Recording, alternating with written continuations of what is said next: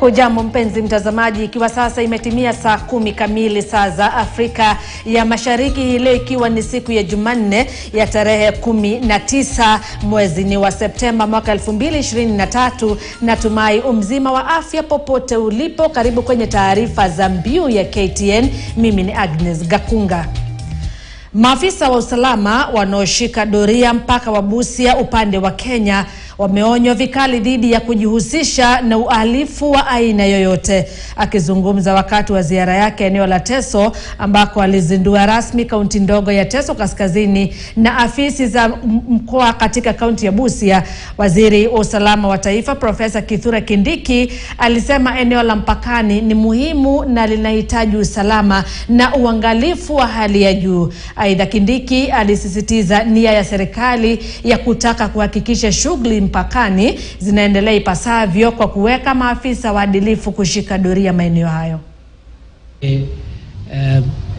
Refugee Affairs Directorate is here, and John Burugu. But again, today is not about refugees. But by and large, you can see the weight of this department, which is headed, of course, by PS Professor Ambassador Bitok. Is quite heavy responsibility, and the performance contracts we have signed here today are aimed at ensuring that for every department that is housed here, we are able to offer better services to the people of Kenya, not just about passports, but also IDs, birth certificates, death certificates, and generally access to government services online through the e-Citizen Services Directorate. Having said so, ladies and gentlemen, on 31st of May 2023, this year, I gave what I promised that I'll be giving occasional ministerial accountability, public accountability statements. And on that day, 31st of May, I issued the second accountability statement. The first one was issued 100 days after I had assumed office on 5th of February. Very soon we will issue the third and final one for this year, because my year starts on 27th of October, which is the day I was appointed as minister for this ministry. So on 31st of May 2023,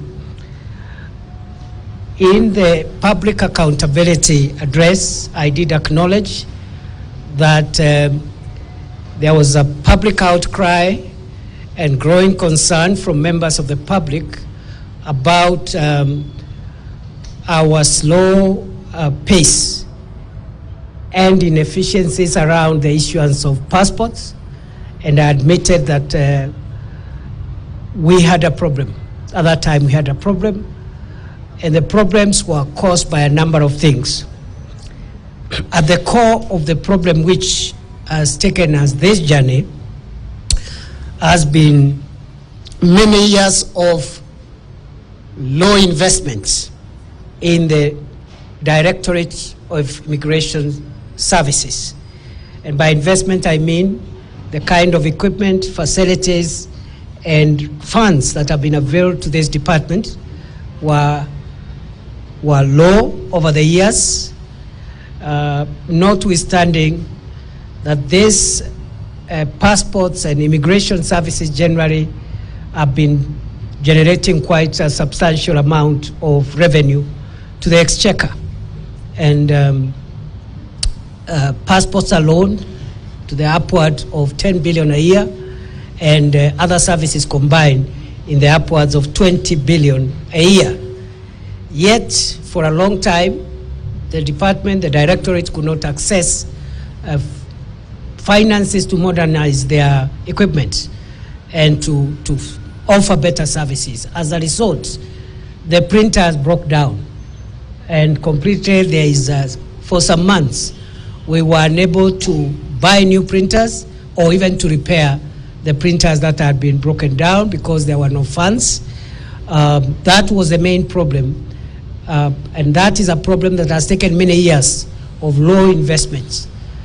But coupled with that problem, which is a production problem, the public did inform us that although most of our officers are good officers, some officers and members of the public had turned this place to be a corruption zone. And there were bribes being asked for left, right, and center in this space by brokers, by idlers, in cahoots with a few members of staff of this department. And I did say that we will clean up this place. We will get rid of all manner of characters and criminals who are marauding here and turn this place to be a crime scene, technically. I want to report that for the past 2 months or so, I have spent many days, mornings, afternoons, and nights in this place. And at this juncture, I want to commend the support that I have received from the members of staff, the senior officers of this directorate, the PS, the DG, and all the senior staff who are here. And together, and other members of staff who are not even present here, we have been able to turn around things significantly as a result of hard work, commitment, and consistency.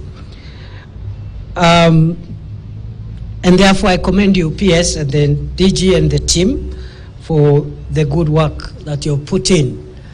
And therefore, I am able to report today that at the time when I was giving the commitment that we'll turn around service delivery in this space, the backlog, the historical backlog, which was accumulated over many years because of poor printing equipment, low investments in this State Department and in this directorate, but also corruption. That backlog that time was approaching 100,000 passports, ranging from some 3 years applications, 4 years, 3 years, 2 years, 1 year. Little did we expect that the backlog would even escalate. Immediately I made that commitment. Again, the slow nature of our procurement laws and what we needed to rectify the situation, that backlog actually shot up to about 120,000 in the initial weeks after I did the promises that I did here. The repair of the printers took a little longer than we expected, not because of a fault of any one of us, but because of the procedures, government procedures, and the things that needed to be done to repair the printing equipment. I am able to report, ladies and gentlemen, this afternoon, that backlog, which was in the upward of 120,000 plus passports, has been technically addressed. It has been resolved. In the process of resolving that backlog, we discovered a number of things.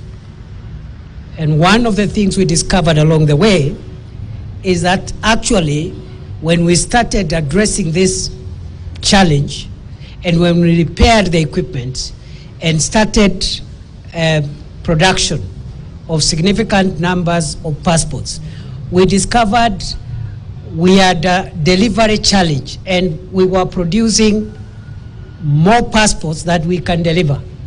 So, for example, we could produce, because of the day and night shifts arrangement, we could produce 4,000 to 4,500 passports within 24 hours, but we are able only to release 800, meaning we were creating another backlog here, not of production, but a backlog of delivery, because as long as that passport booklet is not in the hands of the applicant, it's part of the backlog, and it is us who have that document. So we discovered that, and then we discovered another challenge we had. We have had a relationship with the poster to help us deliver passports over time. but we discovered that arrangement was also causing us to slow down on the ability of us to ensure the passports reach the applicants in good time. So besides... Na mtazamaji, huyo ni waziri wa usalama